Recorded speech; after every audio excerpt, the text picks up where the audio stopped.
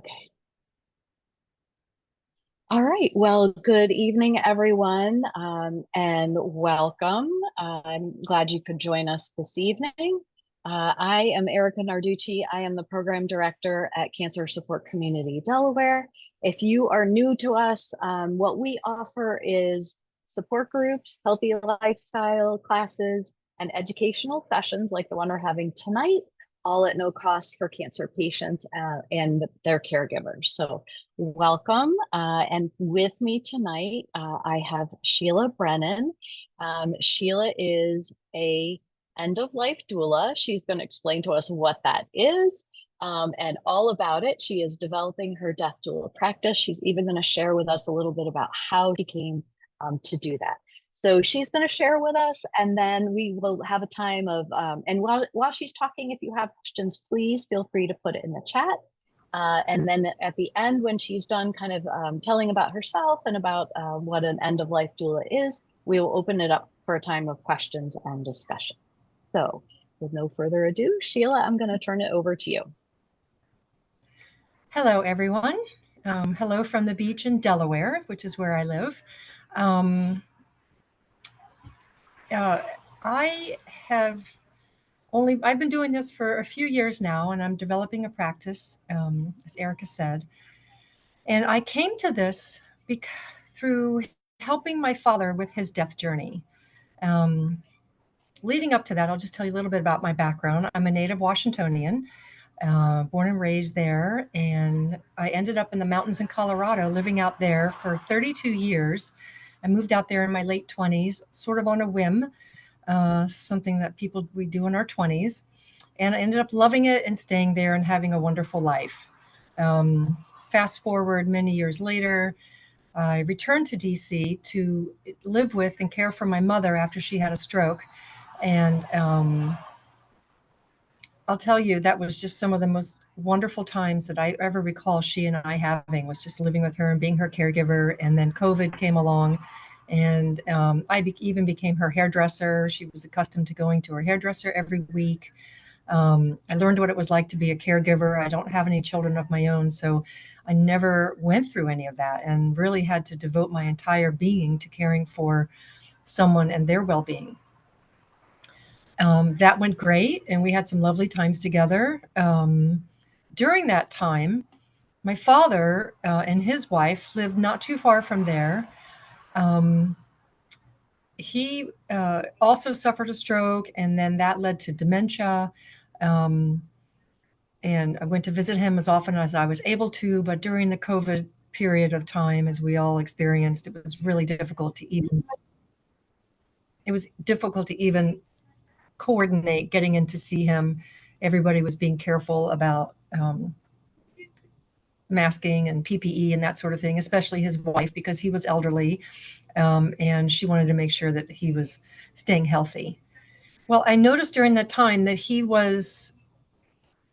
was really kind of sad. He just every day would get dressed and fed and put in his chair in front of the TV or whatever they were doing. And as time went on, he really lost the ability to communicate verbally. He was wheelchair bound, and it just seemed like such a sad existence to me. And even his wife said to me one day that um, if he knew the way he was living, then he really wouldn't want to be alive anymore. That stuck with me because she kept like she wouldn't let him go, but she knew that I think it was a real struggle for her, because she knew intellectually that he wouldn't want to be living like that. But of course, as his spouse and longtime lover and partner, just wasn't prepared to let him go. So then Christmas came along. After a couple of years of this, Christmas came along. And I'm not even sure how it came over me, but I just said the words that we all want to hear, that you're going to be okay. Everyone's going to be okay. Um, this is no way to live. I know that you don't want to live like this, and it's okay. If you want to go, it's okay. So I just gave him permission that I think nobody else did. And maybe no one else really understood how important that was. And then I swear, a month later, he was gone. And I think that he was just waiting for someone to say, we'll be okay and you'll be okay. So it's all right. And that experience really stayed with me. Not too long after that, I read about death doulas and end of life doulas. And, as someone who always visited cemeteries and always wanted to read the headstones and read about the families, the communities of people who were buried all together, and I've just never had a fear of death. I've always been curious about it. I once read a book by a young woman who was in the funeral industry and what her experiences were with cremation and that sort of thing. And it really, I don't know, I just developed a curiosity for it. And so when I read about death doulas, I thought, that is right up my alley. Because while we all grieve, of course, I also think that there can be beauty, there can be joy um, in the dying process, or even before your illness takes over. To me, it seems only like logical almost to celebrate your life while you're alive. So I read about death doulas. I immediately signed up for the training through INELDA, the International End of Life Doula Association, INELDA. And I went through the intensive several week course, and it was enlightening. Of course, I learned so much more than I could ever imagined have learned. The funeral industry itself has evolved. Um, Actually, I'm not even going to say, I might say devolved back into the way things used to be done before the funeral industry is what it is now. So that was interesting for me to learn. And now that I live in Delaware and I'm trying to develop a practice, I'm learning something all the time and I'm meeting with people and talking with people. So that was the beginning of my journey. As it happens, during that time also, my dog was elderly and it was time for her to go to sleep. And honestly, during the Enelda training, I picked up a few things that I really were helpful to me when it was time for her to go to sleep. And I thought, well, maybe once I'm a doula, I will add to my practice end of life care for pets and their owners and how to help pet owners with whatever they need, because it's so difficult for a lot of people to even think about navigating how to handle that sort of situation. Um, and so that's what brought me to becoming a doula, and or an end of life coach. I like to say that I wish you a beautiful death, because I just feel like it can be beautiful depending on what your journey is. I have worked with a handful of people. I was a hospice volunteer in the Delaware Hospice here in Delaware. Um, I've had a handful of clients that I'm working with. Um, Oftentimes, I get calls from family members of someone who is approaching death because they might need a little help navigating their anxiety or managing the well wishers. And there are some funny little practical things that we can all do um, that we might not even think about. Does anybody have any questions so far about anything? Okay. So, what is an end of life doula? I'm going to read a little bit from my notes because I get a little nervous talking to people and presenting. So, I hope you will bear with me while I read a little bit from my notes. Um, we provide companionship and comfort and guidance to those with terminal illness or death. It could be any age whatsoever. It doesn't necessarily have to be my age or older. It could be anyone facing a terminal illness and imminent death. And death doulas don't necessarily have to be called upon at the time of death. It could be months or a year before, just to help prepare for what may be coming down the road. Maybe someone is given a timeline of 6 months to a year, but it turns into 2 to 3 or 4 years. Hopefully, if you work with either hospice and or doula or your support community, you'll be prepared when the time does come. So a lot of what a doula can do is so different than what hospice does. Is we're more hands-on and more, I would say, all over the map about what we can do with and for you. hospice does so many things, and their social workers do a lot, but we're not clinical. We don't administer medications, and we're not nurses. I'm not a nurse anyway. And so um, I would offer things that someone, a doula maybe, who has a nursing background could offer. For instance, I'm not 100% aware of all the different signs of when someone is approaching their last days or moments. There are certain signs that people, and that's what hospice knows about. They're really very good at that. Um, we can help with everyday practical resources like getting all of your paperwork in order, making sure that you have everything, all your passwords for your computer, everything. And this is something that you might want to take care of well before your illness takes over. Um, I often find that when people call me, they want to be so focused on their loved one or themselves that they don't really have the bandwidth to think about all the things that help run a household or take care of the yard or who's going identify who's going to pay the bills, and giving people certain people tasks that you want to make sure don't fall away during the process of an illness and leading up to the final days, and then just after also, and just after death. We provide support for all of that time. There are some doulas who like to specialize in the services they provide. There's some who are more gifted in the legacy department. Some people approaching death would like to leave a legacy book or a memory album or piece of art or a book of letters to their friends and family members that they really want to have delivered to them when or after their time comes. There are other doulas who are very good at sitting vigil or relieving the caregivers of their sitting vigil or providing respite so they can get out of the house. I worked with a couple in Rehoboth, and the wife called me because she really wanted to go to church, and she just was so worried about going to church and leaving her husband, and what if he died while she was gone, or what if there wasn't someone there with him who she felt comfortable taking care of him while she was out of the house. We had a wonderful experience together.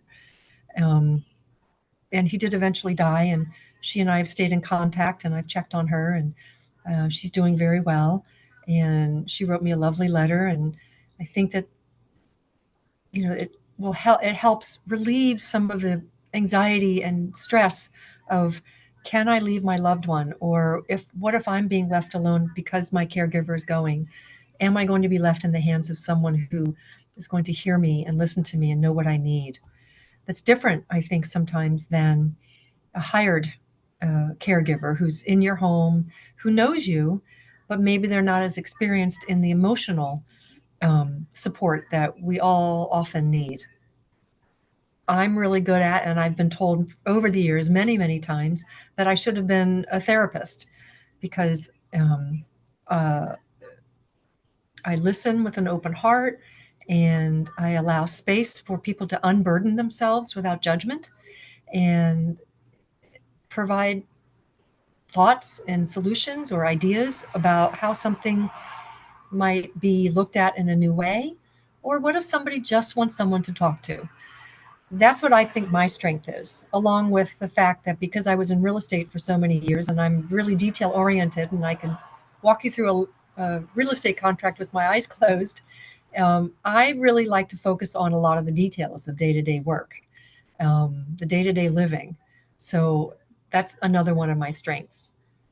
So I feel like helping people with their emotions and relieving anxiety and um, helping them navigate like all the little things you might not even think about. I told one client recently that whose husband was very ill, um, and she was having a hard time asking the guests to leave. I said, well, when the guests want to come visit, why don't you let them know that he may have an energy span of maybe 20 minutes. And then when they arrive, set the timer on the stove for 20 minutes. That way, you don't have to say, or you don't have to watch the clock. When the guests are there, you can focus on the guest and your husband. But when the buzzer goes off, you just say, "Oh, it's time for Bob to rest." And then it's easy. There's no awkwardness because they will already have been told that he had a limited energy span to give them. So there are a lot of little things um, that people just don't think about, that those of us who fa- experience it on a more frequent basis can just help others with. So I'm sorry, this is Erica. I just want to ask, do you do much with maybe helping plan a funeral, or kind of how the person wants kind of their end of life? Is that something Sure. that you also assist with? Yeah, sure. I have a pretty open mind about burial and funeral, and there's so many new things that I love sharing it. So there's a lot of natural burials these days. People are using wicker caskets and shrouds and being buried more naturally than has been allowed in the funeral industry in the last, I would say, generation. I'm happy to help people with funeral arrangements and give them suggestions and ideas, and even help make the arrangements with them with their guidance. Um, their home funerals are sort of back in vogue right now. There used to be a time where people could visit the person at home. If they've died at home, they can visit the body at home and pay their respects, depending on whatever your faith basis is. I'm happy to support whatever that looks like, and have whatever faith um, or spiritual person in your life, if any, come and be with you and the family and help you with the service. So sure, I'm open to everything. I'd like to see some people do some bucket list items, or have a big party or a big bash or something before their illness takes over, and get really involved in the process of. Um, well, I know that I want to be positive, and I'm looking for a better outcome than what I think my outcome might be. But still, celebrating life is celebrating life, whether you're with us or not. And I like the idea of people just celebrating where they are when they are. So I'm happy to arrange any of that.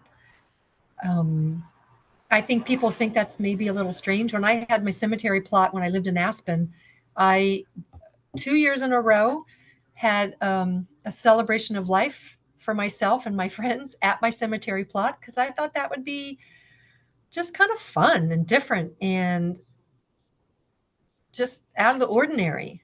And it was a huge success. People loved it. I just don't think people think about that, about how life affirming it is for the person with an illness and their loved ones and their friends to be a part of that. Yeah, I love that. Celebrating life while we're alive. Yeah. Yeah. Um, someone did ask the question in the chat. You assist a family in funeral planning. Are you actually a licensed funeral director? Or No, so I'm maybe you not. could talk about that. Yeah. I'm more of a facilitator. I would say that um, I'm a facilitator of things. I'm not a nurse. I'm not a funeral director or certified funeral or any of that. I'm not in that industry, but I I've learned so much about the industry, and I don't know everything. So there's certain things that I don't know that I hope you'll forgive me. But I'm more than happy to investigate things, arrange things, work with you, kind of like being a wedding planner. Or we spend so much of our time celebrating the birth and all of the anniversaries that happen during our lives and all those ceremonies that, in my view, I'd like to see more ceremony leading up to and including the burial ceremony. I would love to see that. So we had another good question, which I think fits in here too. When are you generally called in? Like when someone's going to hospice, when they get their diagnosis that might be terminal, or when maybe they're closer to death, or could it be any of the above? Any and all of the above. It really varies. Where I'm living now, it's been a little bit of a lift to try to get people to understand what an end of life doula really does. Um, so there's been a lot of education on my part in my community. I've held a lot of workshops. So people aren't really up to speed yet on what it is. I'm finding that the people who are contacting me are from other major metropolitan areas. Um, and they know that they want someone who's not a hospice person. Some people just aren't really even ready for hospice, and they want someone else to, like a third party. It's almost like getting a therapist to come in and help make sense of everything, because everyone, the family and the loved one, are so emotionally invested in what's happening in their immediate world. So I get calls from people at all different stages. Good. I have The, another the, question. the, Sorry, I have another question to sneak in because you talked about educating people about what you are, but someone asked about the education. You mentioned Inelda where you were educated. So what else does it take for you, education wise, to be an end of life doula? And is there any other certifications, that kind of thing? That's a really good question, because it's an unlicensed industry at this point. You do not have to have any certification. Because I'm still building a practice and I have to have certain things on my resume, so to speak, in order to become certified. I'm working up to that, which won't be too far in the future. Um, so I do plan to be certified, and I plan to remain certified, but you don't have to be. So I'm doing all of this work as someone who's just been educated, and I have a lot of life experience, and people seem to be appreciating that. I have a feeling at some point maybe in the next 5 to 10 years, certification will be um, more commonplace and maybe even required. It's an unregulated industry. Yeah, I agree. I think it's coming for each state to do that. So, Yeah. do you work with the hospice and the client's medical team? Yes. Well, I've worked with a few. Because I volunteered at Delaware Hospice, I've met a few of my clients through that. Um, but even the Delaware Hospice in Milford, Delaware, was going to launch a doula program, and I got in touch with the person there about a year and a half ago who was going to be doing that. I think her name was Nicole, and then maybe she was transferred, or maybe they weren't funded. I stopped hearing from her about their program, and I haven't seen it launch yet. So maybe she went on to other things.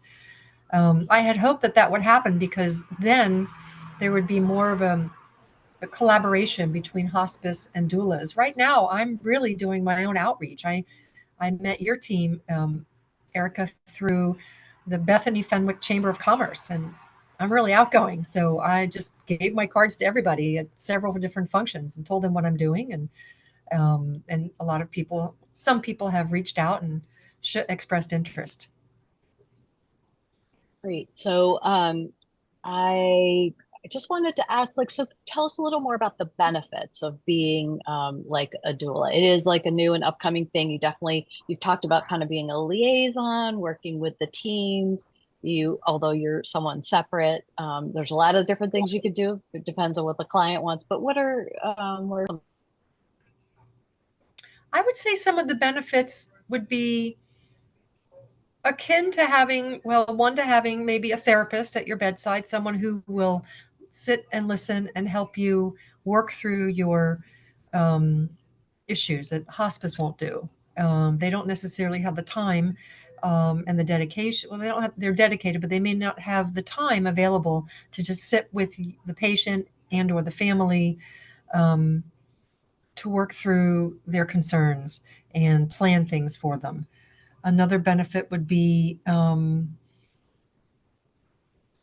that's support your spiritual practices. So whatever your spiritual practices are, a doula would be there to help support that and help facilitate that.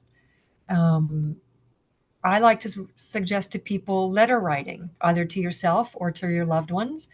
Um, and I've worked with, and so a doula would encourage or work with the client or the family even to write, put some things down in writing, encourage them to unburden themselves, just provide a safe space for people to talk and become comfortable with where they are and what's coming their way. So it really, a lot of it has to do with emotional support.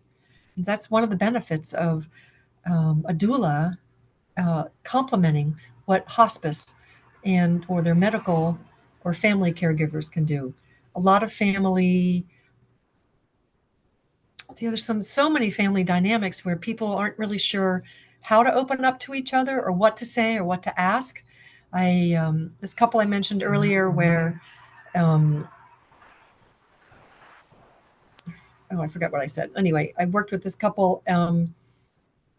I asked, the husband who was sick, um, if there was something that he was reticent to share with his family that he would like me to share on his behalf with them, and he jumped right on that.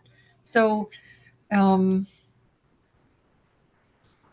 I would have to say it's more about the emotional support, and also I have to say the day-to-day planning and helping people with tasks and things that just hospice isn't really equipped to do on a longer term basis. I had a workshop for people who didn't have advanced healthcare directives. And that was really helpful for a lot of people. And no matter the age, I had some younger people in their 30s come to that because they didn't realize how important it was for them to have an advanced healthcare directive. What if something happened to them and they're single, and or they didn't want their family to make their decisions, but they felt it was really important for them to make sure that their wishes were going to be carried out by the person they designated. So those are the sorts of things, which is why I said it's sort of all over the map. Um, it's really hard to just nail down one benefit or two. It really is so subjective and I would say circumstance specific. Yeah, I was gonna say it must, I imagine with each client, it's gonna look so differently, which is must be some Yeah. of the fun of the job. Yeah. Um, I mean, I have great conversations. I make great relationships with people. And even after someone has passed, we stay in touch. I always check in with people to see how they're doing, if there's anything I can do for them. If I don't know the resource to send them to, then I'll find it and provide it. so there was a question about something you haven't talked about yet, which is fee structure. How is your fee structured? Obviously this isn't something that insurance pays for. How Yeah. A very delicate situation to ask how much do you charge, but how does that work and how yeah, talk a little bit about that. And also that varies. I like to talk to people and see what they're thinking. If it's a project, like a legacy project with some other doula will perform a legacy project, then they may charge a flat fee for that. If I'm working with someone who, I had a friend ask me to be her doula during the next 15 months because she knew that she was going to be approaching dementia. She felt like she's going to be approaching dementia. So we talked about um, maybe a longer term, a retainer, just to for a certain period of time to see really what that was going to entail, and then we could, after a few months, take a look at it and see what makes the most sense. For some other people, it's hourly for me. If you only need me an hour a week or a couple of hours a week, then I just charge an hourly rate. I'm not charging as much now as I might later once I have a lot more experience and have a practice, but I charge a minimum of $50 an hour, which is probably a third of what a therapist would cost, but I'm not a licensed therapist. So I'm happy just to get the experience and build my practice and have people who want my services continue to come to me and recommend me. So that's how I'm doing it right now. I'm just doing it as a case by case basis. If someone wants me to plan a party or a funeral, then that seems to me that that's going to be a fee that will take a certain number of time, a certain amount of time to accomplish. Great. I was just thinking of that commercial for the credit card where they say priceless. Like so, so the money invested on writing letters, doing a legacy, planning a party, it's priceless. So, Yeah, yeah, right. so we had another good question. This person said, in my experience with hospice, there is a social worker and often a chaplain to help families deal with some of their issues. So how do you maybe coordinate the overlap of these kind of hospices services with your services? I think we talked about that a little, but maybe you can talk some more about that. Sometimes they don't need my services. Sometimes those are enough. And a lot of people in the area where I live have strong faith communities, and they rely on those faith communities to provide the support they're looking for and bring meals and help manage the flow of all the well wishers. Um, so honestly, in my limited experience to date, um, I have been there to help people when hospice can't make it, when they need some errands run, that sort of thing. I've just been their go to person to help them with some logistics. I think if they're comfortable with the hospice chaplain and the social worker, then I just fill in the blanks wherever is needed. But there hasn't been that much of that for me.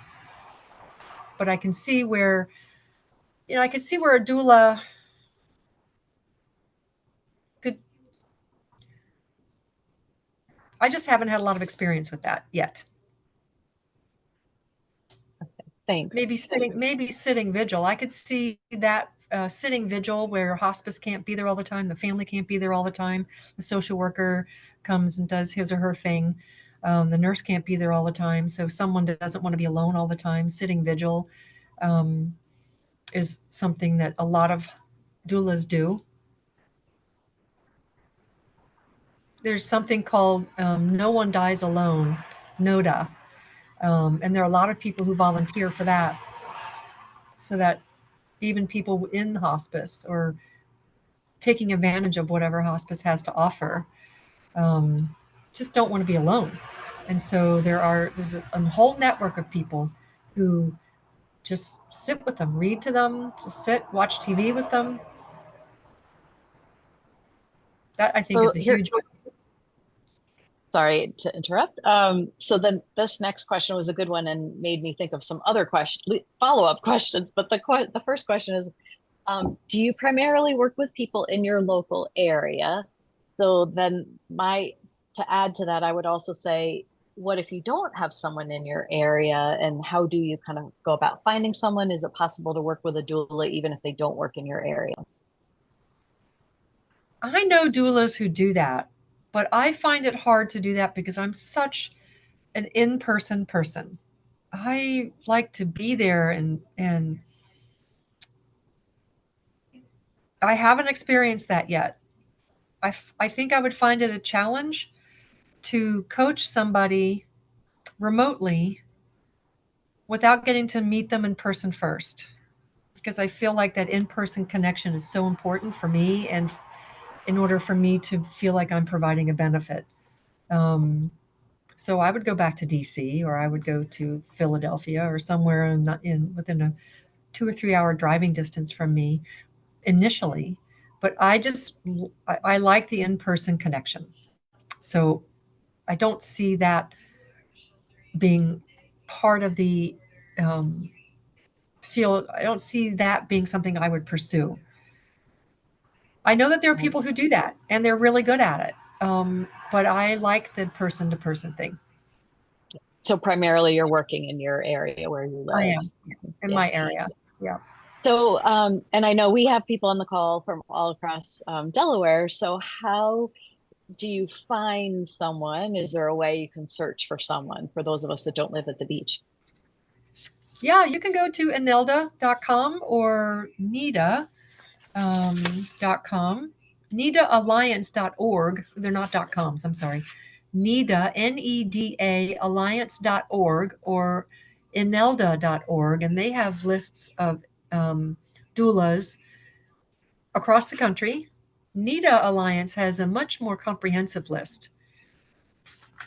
Um, I think the daughters of this they're two women called me and they found me on NIDA.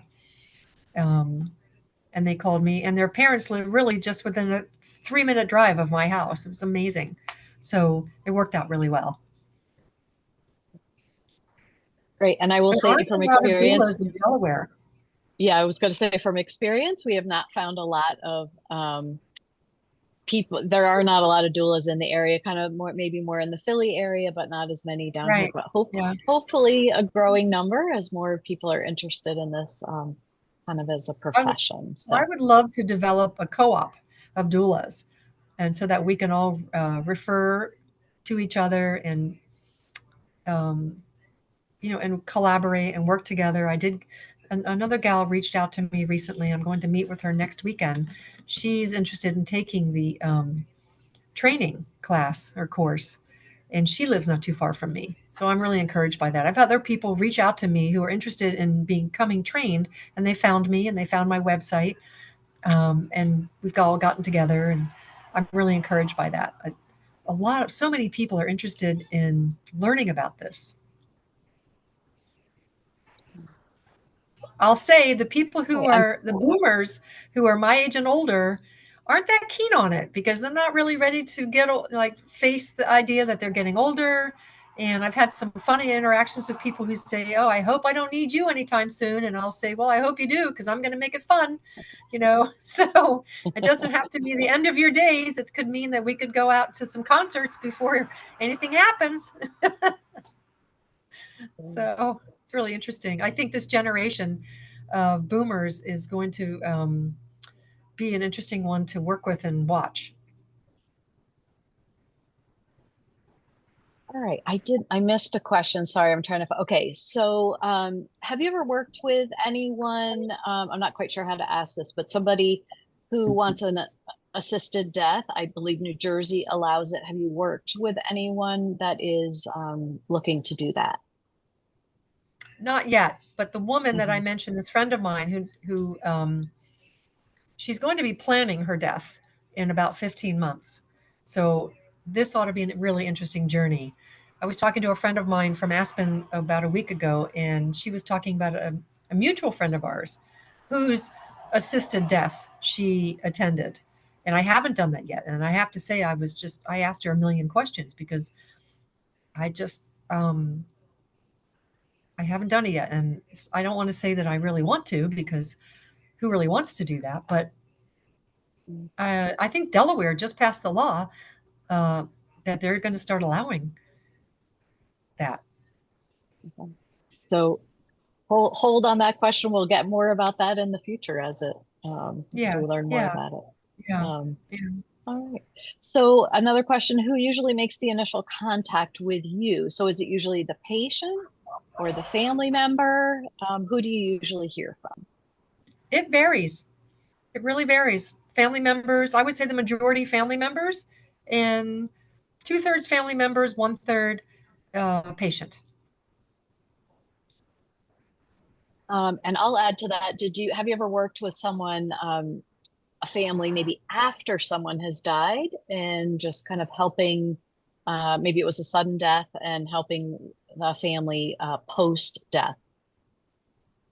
I haven't had that experience yet. I've worked with families or people through the death and then just after, but not someone who's only gotten in touch with me after someone's passed away. So it sounds like the governor still has to sign the law for Okay. the assisted death. So I think it, thank you yeah. for the answer on that. Good. Yeah. Um, right. Sheila, anything we didn't talk about or that we didn't grill you about with all these wonderful questions that They're really good questions. mm, Yeah, they're really good mm, questions. Um, well, I have not worked with a cancer patient. So I'm curious to know what kind of questions or what's on the mind of cancer patients. If you'd like to share anything about your journey or what you think someone like me could provide for you or your family, if you at all feel like comfortable in talking or addressing that. Um, I would love to hear you or hear your questions or your thoughts. Just offer up whatever you're interested in. Go, go ahead, Liz. Okay.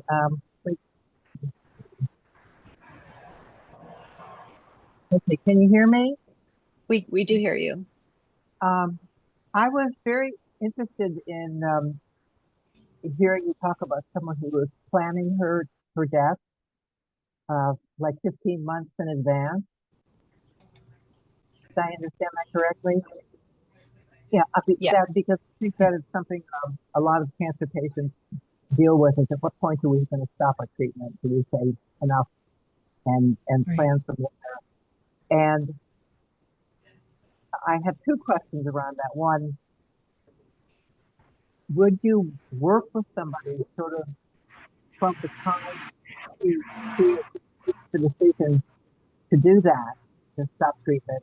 Because, from what I understand from my oncologist, they enroll you immediately in hospice, and then it can be a couple of weeks, a couple of months, several months. It kind of just depends on where you are and what your cancer is doing and how your body's going to respond to stopping treatment.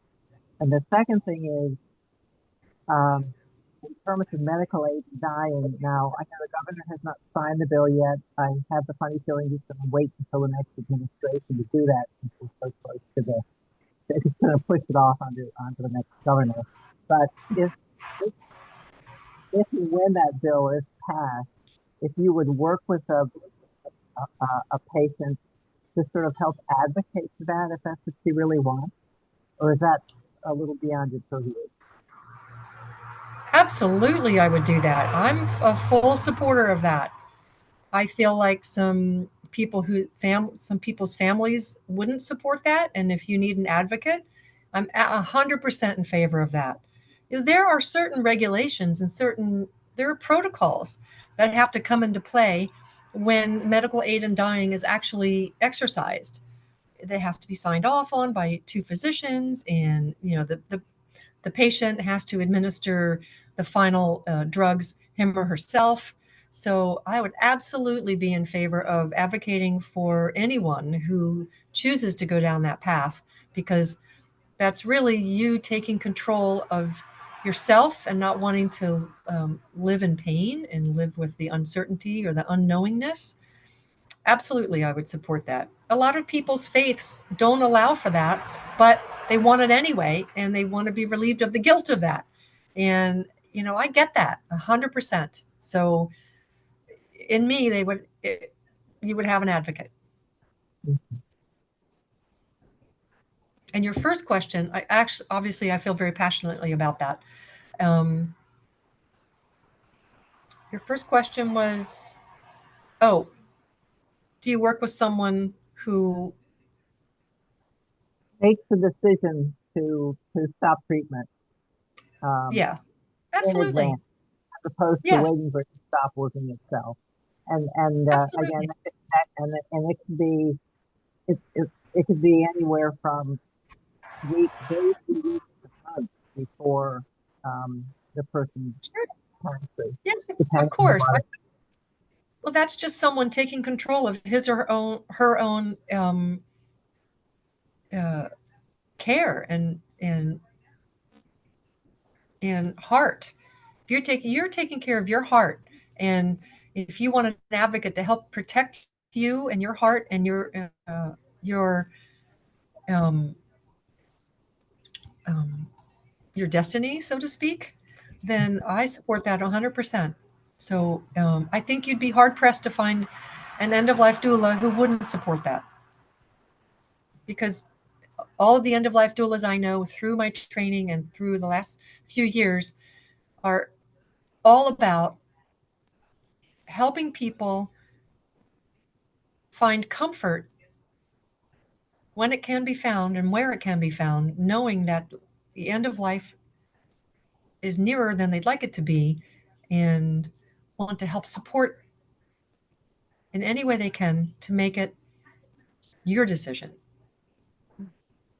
And I think Liz did bring up a good point that for cancer patients, it is really hard sometimes to decide when is it time to stop treatment. And I think Right. someone like you could really be helpful in helping in that discussion Yeah. and Right. planning what's ahead. So thanks Exactly. for asking that, Liz. It's a good question. Thank you very much for helping me understand that point of view. Okay, any other Yeah. questions? Go ahead, I have- Anita. Thank you. I couldn't find the icon. So you asked for feedback or input from cancer patients. And as you're talking, I thought maybe this doesn't necessarily apply to, I mean, it applies beyond cancer patients. But I was thinking that your services would be really great for someone like me, who has minimal support. And not just the minimal family support to help you through, the last couple months or so, but keeping them away also. Yes. Yeah, that adds a lot of stress, and a lot of energy is taken from you because you're having to manage these people that maybe aren't going to be the best for you in your environment when you're not interested, right? Mhm. So you need a third party, a third person who's not emotionally involved and doesn't have the baggage of the family to come along and say, you know what, Anita's not having company right now. So if you don't mind, let's blah, blah, blah. Someone who knows how to be tactful, and they won't take offense because there's no emotional history there. Right, So, right. yeah, Interesting. Okay. yeah, Thank you. Very you're welcome. interesting. Yeah. It's kind of the same, it's very similar to someone who has a huge family or a huge community of people, and then there are different levels of that. So there's like the A group and the B group and the C group. And so maybe towards the end, only the A group can be nearby. But before then, some of the other B's and C's can be allowed to come and go and visit and that sort of thing. And so it's almost like managing um, who comes and goes. It's making appointments, really, basically. And so that happens a lot. And maybe within your little nuclear family, there are A, B's, and C's. I know in my family there probably are. So, yeah. I'll tell you, working in real estate, you really have to be a therapist and read people really well and be able to speak diplomatically, but also be firm. You can be kind and firm at the same time. And so, yeah, I do that every day.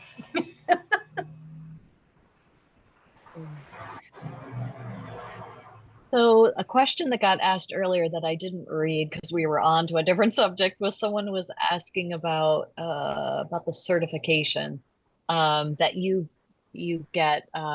They're asking what is the requirement for certification. So when you went to ANELDA and you got your certification, what was involved in the classes and the seminars that you took? And that'll give us maybe an idea of some of the things you're knowledgeable about, if you can remember. Well, there was a lot of emphasis on active listening, being present, not talking too much, really active listening to the patient or the loved one or whoever engages your services, listening to really what their needs are, um, and addressing that. Um, that was a major part of the training. We did workshops on that. Um, there were classes on legacy work for those who were interested in being legacy doulas. So that was another big thing that we learned about. I'm not as much a legacy person, only because I just don't think that's my strength. Um, there's some people who are much more artistic than I am in that sort of thing. Um, there was a lot of work around, a lot of instruction around working with hospice and integrating the doula or complementing the service with hospice as a doula, and how to approach hospice and work with them and introduce yourself to them. There was a lot of shared stories about from the instructors about their experiences as doulas, which were instruction in itself about how they just handled certain situations. Um, and so I can't really recant or recall all of those, but that was really highly instructive. It just sort of drove home to me that I'm on the right path, because a lot of what I resonated with was listening and talking people through certain things. And then also a lot of the logistics surrounding, they had lots of different ideas about helping people manage the logistics of end of life. So they talk a lot about what's new in the funeral industry and the burial industry, and but mostly it was emotional support of the people who are nearing the end of life or having been given a terminal illness diagnosis, and really how to talk with people about what's important to them. Good. Thank you. I think that gives us a good picture into kind of what you already talked about, but what the training is like. And in Good. order to become certified, I have to provide certain number of hours, and you know, some testimonials from people I've worked with, and um, but it doesn't require further training. I just have to reach certain milestones, and then I'll become certified, which I expect to do in the not too distant future. Great.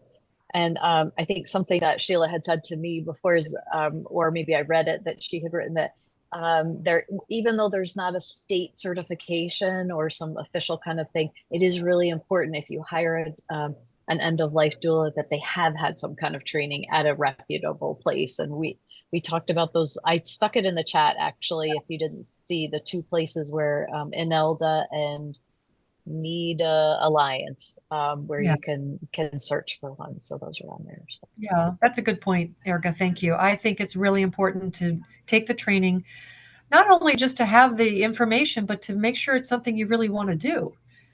You know, when I talk to people about what I'm doing, they just can't believe it. And for me, it's just so natural. But for other people, it's not natural at all. And um, for instance, I hosted a death cafe. If you go to deathcafe.com, that is a forum where people get together and have tea parties. And it's like going to a cafe and having a tea party and talking about death so as to normalize the conversation, because it's not a conversation that people feel very comfortable with in many places, and it's just not normal for a lot of people.